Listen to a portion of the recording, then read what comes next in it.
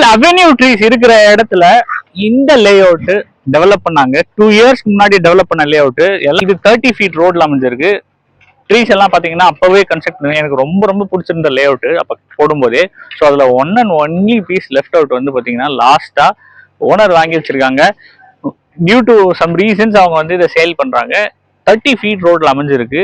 30 feet ஃப்ரண்டேஜோட இன்னொரு plus 2100 square feet of land area available for sale.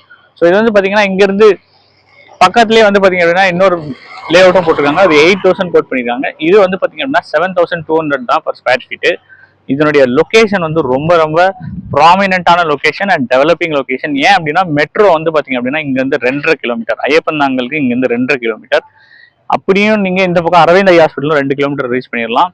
Bangalore NH highway அதுவும் வந்து பாத்தீங்கன்னா ஜஸ்ட் 1 கிலோமீட்டர்.